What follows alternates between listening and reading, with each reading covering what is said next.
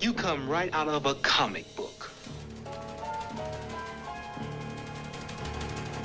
My mama wanted people to show me respect. Oh, yeah? Well, suppose you show me your registration. You got it in the car there? Taught me more about antiques and the antique business than anybody in this country knows. Antiques are the best con game in this world. You're a natural. I ain't going in there. It's a fortress. Well, fortress or no, it's top priority. So am I.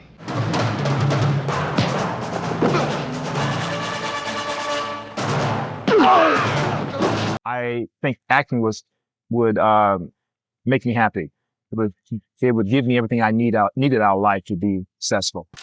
Why did one of the biggest action stars of the 1970s suddenly vanish from Hollywood? Jim Kelly stood shoulder to shoulder with Bruce Lee, packed theaters worldwide, and made Warner Brothers tens of millions of dollars. Then the phone stopped ringing, the roles disappeared, and Jim Kelly became a ghost. I was outside, but I wasn't the only one. You will tell me who else. Mr. Han, suddenly I like to leave your island. Here's what nobody's telling you. There are two secrets about Jim Kelly's career that Hollywood tried to bury. The first involves a shocking behind-the-scenes decision that changed Enter the Dragon forever and nearly cost Jim his breakthrough role. The second reveals why his net worth at death was devastatingly low, despite generating massive profits for studios. That final truth will leave you speechless. Please understand, if I missed anyone, it's been a big day. I'm a little tired. This is the untold story of the man who kicked down doors, refused to bow, and paid the ultimate price for his pride. Paris, Kentucky, May 5th, 1946. Jim Kelly entered a world that wasn't ready for him. The segregated South taught young Jim one brutal lesson: talent alone won't save you. Growing up black in Kentucky meant fighting for every single inch of progress, every opportunity, every moment of recognition. Sports became his weapon of choice. Basketball, football, track. The kid dominated everything he touched with a natural athleticism that turned heads across the state. By high school, college scouts were circling like sharks. By graduation, over 100 football scholarships were piling up on his family's kitchen table. At that time, when I was younger, was martial arts. Actually, it was more football and track, baseball. Those were my sports. I've been involved with sports all my life since I was a little kid, and I was a star in all-around athlete. Jim chose the University of Louisville in 1964 on a full athletic scholarship. His future in professional football seemed guaranteed. The NFL scouts were already watching. His teammates called him unstoppable. But what happened during one afternoon practice would redirect the entire trajectory of his life in ways nobody could have predicted. His teammate Charlie Johnson, a black junior from Alabama, was running drills when the head coach exploded in rage. The racial slur that came out of that man's mouth made Jim's stomach drop and his fists clench. It was like a racial thing. Maybe that was a big mistake in my life to quit because of that. But one afternoon in the practice session, the head coach called him a nigger. Jim walked off that field and never looked back. So it kind of upset me. So I said, hey, why am I putting out my blood, sweat, and tears for this coach, and he's going out and call a black guy nigger? He quit the team, walked away from his scholarship, abandoned a potential NFL career because sacrificing his dignity for a game wasn't an option. His friends told him he was throwing away his future. Jim told them some things matter more than football, and self-respect topped that list. When that door slammed shut, Jim didn't search for another one. He kicked down an entirely different wall. I got sidetracked from football and got more involved in martial arts. So I started studying hard in martial arts and I started setting goals. Martial arts had been a casual hobby, something to maintain conditioning during off-season training. After walking away from Louisville, Jim threw himself into karate with an intensity that bordered on obsession. Every punch, every kick, Every hour in the dojo became a meditation on transformation. He was building something bigger than a football career. He was constructing a weapon that would break Hollywood wide open. In 1970, Jim attended the World Karate Championships as a spectator. He studied the fighters, analyzed their techniques, and measured himself against the best in the world. Then he turned to his friends and made a statement that sounded absolutely insane. I'm going to come back here the next year, and I'm going to be the world middleweight champion. They said, oh, no, Jim, you can't do that fast. I said, yeah, I'm going to do that. His friends laughed in his face. Becoming world champion takes years of elite-level training, not 12 months of determination. But Jim went home that night, mapped out a systematic game plan, and began the most intense training regimen of his life. The trophy was just a means to an end. His real target was Hollywood, and he'd studied the blueprint Jim Brown used to transition from NFL superstar to movie star. If a football player could do it, a karate champion could do it better. My goal was to become international middleweight karate champion in 1971, and to use that goal, to pyramid that goal into becoming an actor. Jim Kelly walked into that championship tournament and delivered on his promise with surgical precision. International middleweight karate champion. The kid from Paris, Kentucky was now one of the most dangerous fighters in America, and his golden ticket to Hollywood was punched. He opened a small karate studio in Los Angeles to generate income while planning his assault on the film industry. Acting classes were next on the agenda, but fate had different timing in mind. One afternoon, while teaching students from Soul Publications magazine, his phone rang with an opportunity that would accelerate everything. This lady said, hey, look, anytime I need something different, you always can find that person or that thing for me. But I know I got something here I bet you don't know. I bet you can't find for me. A producer needed someone to teach the star of Melinda some karate choreography. Jim drove to the meeting expecting to be a fight consultant and nothing more. He demonstrated a few techniques, showcased his championship form, and somehow walked out with a co-starring role in a major studio film. There was just one massive problem lurking beneath this incredible opportunity. I thought I was terrible. I really thought I was terrible. But I thought I looked good on it. I had the presence, but my acting skills I thought was terrible. I went in just to teach the star karate. And they talked to me. They said, okay, we want you to teach the star karate. When Melinda wrapped in 1972, Jim returned to his studio, wondering if he'd just embarrassed himself on camera. Other actors on set had assured him the offers would flood in after this exposure. So I'm going to have to play this by ear, which means that you're going to have to keep a very close watch on all our movements. 2 months passed. 3 months. His phone stayed silent, and doubt began creeping into his confidence.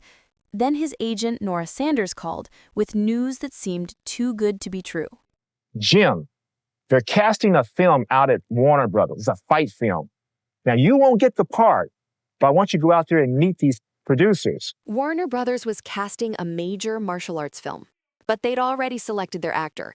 Contract negotiations were dragging, so they were meeting backup options just in case. This was simply a chance for Jim to introduce himself to the producers, plant a seed for future consideration.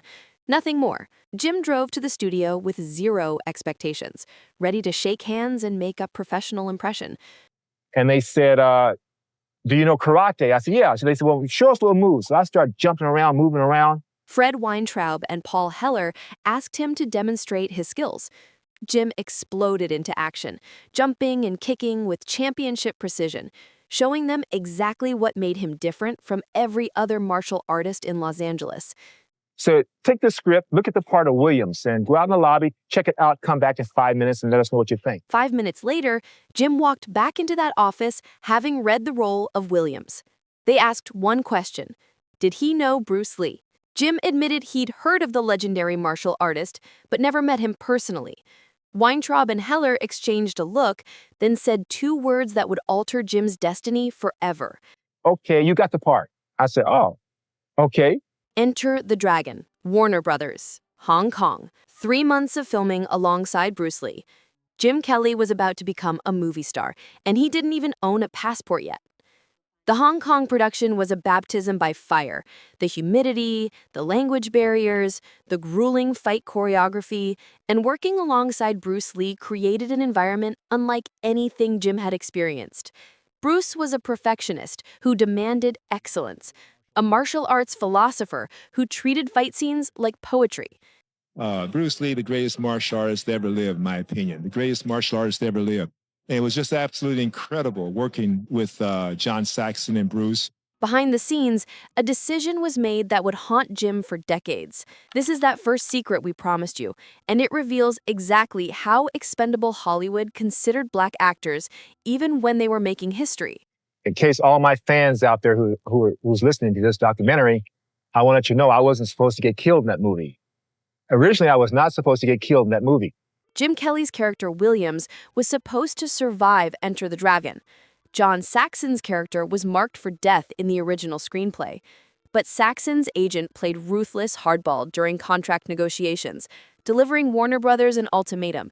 If they wanted John Saxon in this film, Jim Kelly's character had to be the one who died instead. Jim had 2 films to his credit. Saxon had made over 20. The studio made their choice without hesitation, and Jim's character was killed off while most of the world never knew the script had been rewritten. This wasn't about artistic vision or storytelling integrity. This was about power, leverage, and who Hollywood valued more.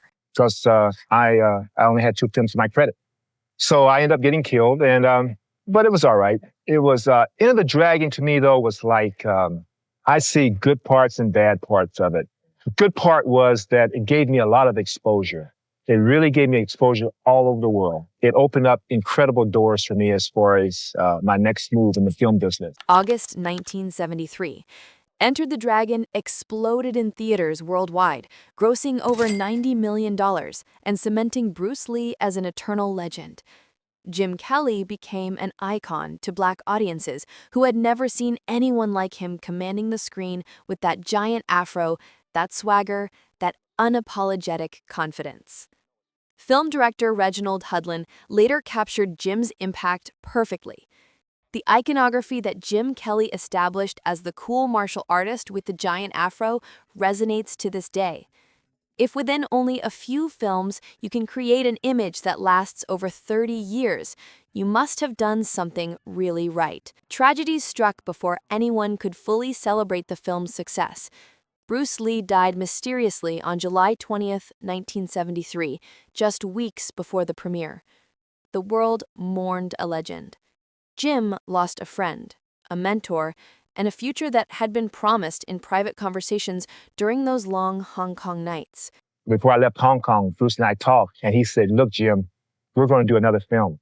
Will you come back to Hong Kong with me and star in my next film with me?" And that's the way we left it. Next thing I knew, you know what happened. Before his death, Bruce had pulled Jim aside to discuss their next collaboration. They would make another film together, this time with Jim in an expanded starring role. They shook on it. 2 martial artists bonded by mutual respect. Then Bruce was gone, taking that promise to his grave. Warner Brothers saw something else in Jim, though. Something that could generate serious profits if packaged correctly. I was supposed to do another film with me. So before I left Hong Kong, Bruce and I talked, and he said, "Look, Jim, we're going to do another film. Will you come back to Hong Kong with me and star in my next film with me?" And that's the way we left it. Next thing I knew, you know what happened. His agent called requesting an urgent meeting at the studio. Jim drove over with his characteristic, casual attitude, unbothered by the drama that consumed other actors chasing stardom. He wasn't dreaming about mansions in Beverly Hills or Ferrari collections.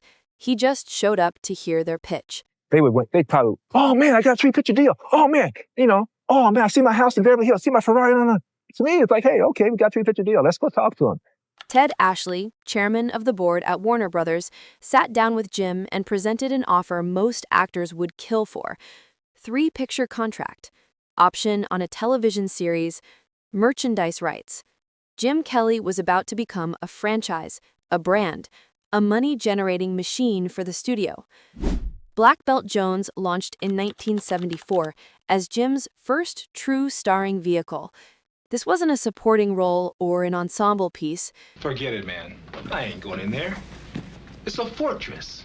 Well, fortress or no, it's top priority. So am I. Gloria Hendry co-starred, but every frame of this film rested on Jim's shoulders. He was the man carrying the entire production, and the pressure was immense. Like I said before, it made close to $20 million, around $20 million on a $400,000 budget. Warner Brothers spent $400,000 producing Black Belt Jones. The film grossed nearly $20 million worldwide, delivering a 50-to-1 return on investment that made studio executives salivate. In Singapore, it became the highest-grossing film in Warner Brothers' entire history. Black Belt Jones, the highest-grossing film in Warner Brothers history. Wow. History. I can believe that. Jim followed up with Golden Needles in 1974, working alongside Joe Don Baker, Burgess Meredith, and Elizabeth Ashley in another profitable Warner Brothers production. Then came Hot Potato, shot on location in Thailand for another microscopic budget that would generate massive returns. So now, here's a film made for $400,000, $2 million in New York alone. In just 1 week in New York City alone, Hot Potato grossed over $2.5 million.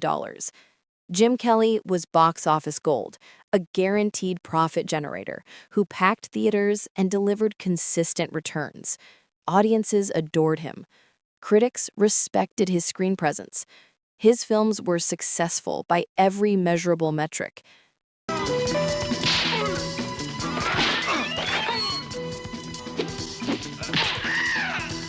This is where we arrive at that second secret, the financial reality that exposes Hollywood's exploitation in its rawest form.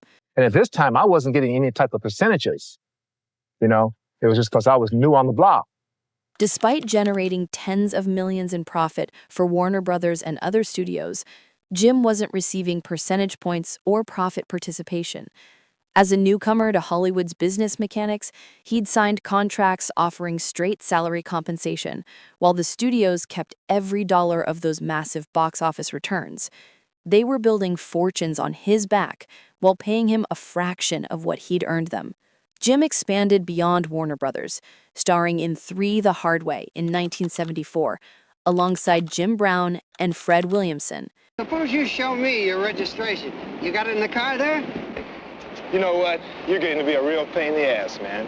3 black action stars sharing equal billing with no white savior subplot, no sidekick dynamics, just pure excellence.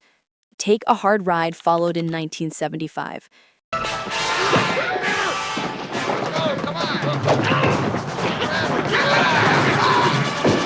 Then One Down, Two to Go in 1982.